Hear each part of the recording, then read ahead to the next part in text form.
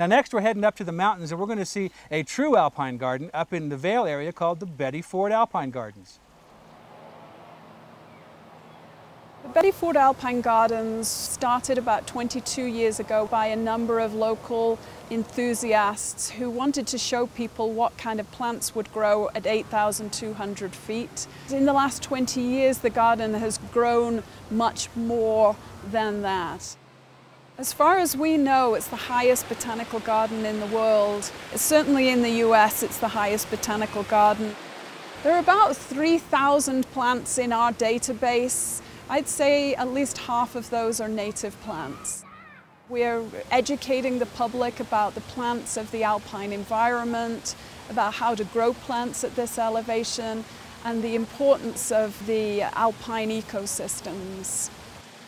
We have children's programs, we have free tours of the gardens 3 times a week given by docents. So there's always something going on. So much cooler here, it's like being a florist's cooler is what we always say, and the high ultraviolet light makes the plants look, so much more intensely colored. Let me take you on a tour of the gardens. So this is the mountain perennial garden, which is the first part of the garden. This garden will start blooming in June and go all the way through to the end of August.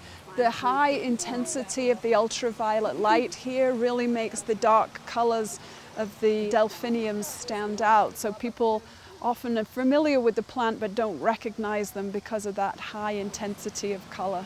This plant here, which is unfortunately not blooming yet, is Betty Ford daylily. It's a plant that was grown especially to thrive at this garden, and it was named in honor of Betty Ford, and it's a highlight for many people's visit to the garden.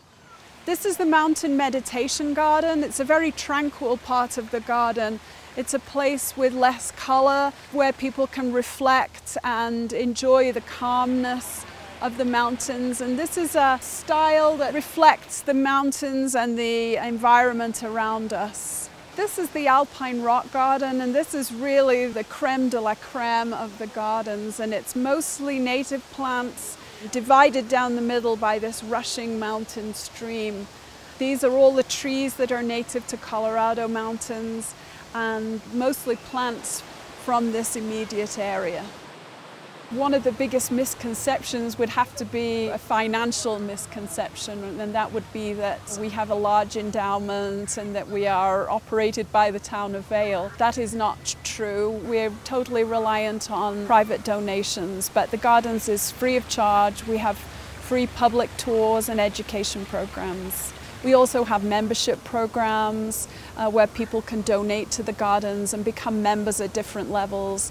And then we have a newsletter that goes out to members and invitations to all of our educational events and our social events. You can come and go here, and yes, come and park out here at Ford Park.